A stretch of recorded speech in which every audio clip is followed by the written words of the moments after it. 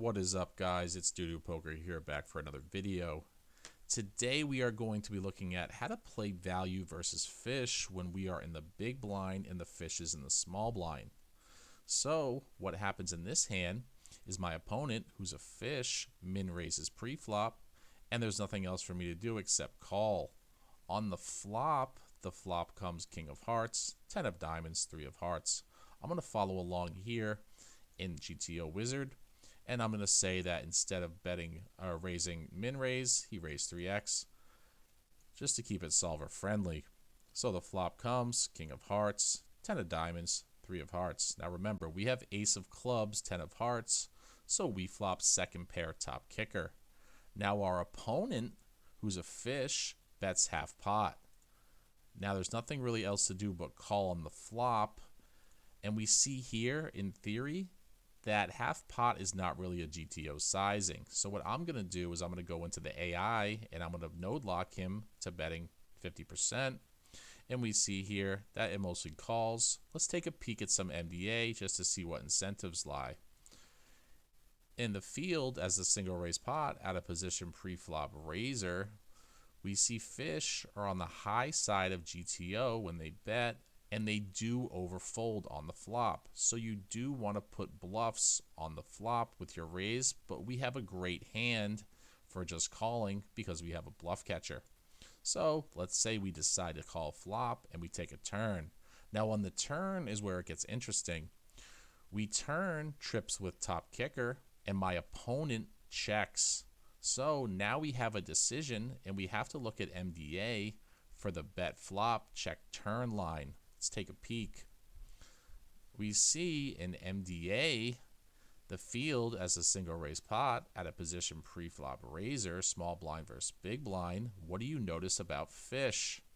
If fish bet 50 on the flop, which is what the fish did, if I bet 50, he's overfolding. He's overfolding by about 10% compared to GTO.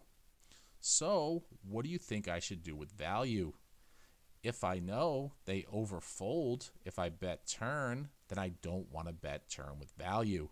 I also know the bet check bet is over bluffed, so I'm incentivized in 2 data points to check back my value. So if you have a hand like 10x here or a boat, you should not be betting against a fish because they overfold by about 10%.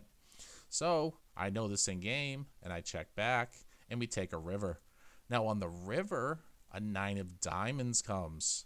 Now my opponent bets 125 into $2. So let's check out what percentage that is. 125 into $2. And we see him betting around 63%.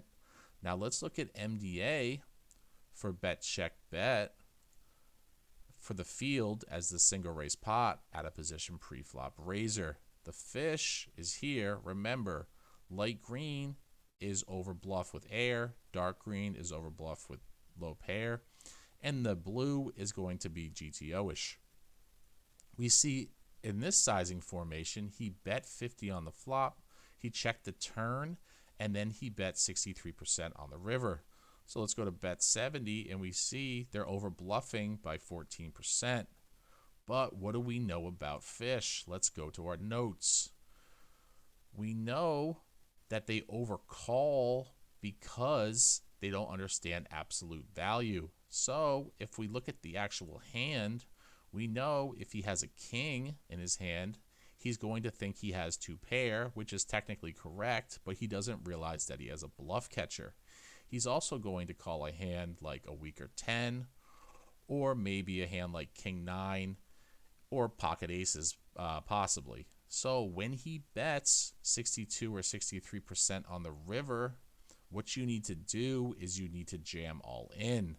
Because yes, you will lose to queen jack sometimes, but we know in the bet, let's look at MDA for bet. We know MDA for bet from fish, that fish over barrel. If they're over barreling turn, that means a lot of his queen jack is going to be put in the bet line. So when he goes bet check bet, I'm actually not worried about queen jack as much as I normally would be. So what needs to happen here is you need to go all in to stack a hand like ace king, to stack a hand like king queen, king jack, a weaker 10, possibly aces, or maybe just a hand like ace 9 that decides he doesn't believe me.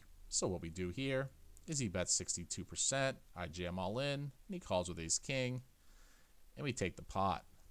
So the important things to note from this is when you're thinking about how to play value versus a fish, you have to think about incentives.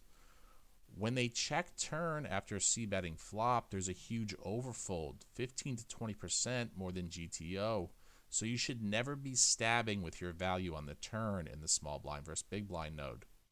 Now, when he bets river, we know it's over bluff, so he's going to fold very often. But when he does call, he's not going to understand that a hand like ace king is a bluff catcher. So what they do is they overvalue absolute value and they don't understand relative value.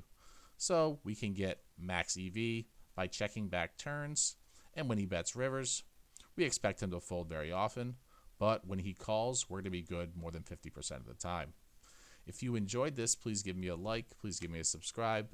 New video every single day, 9 a.m. Eastern Standard Time, and I will see you guys in the next video. Take care.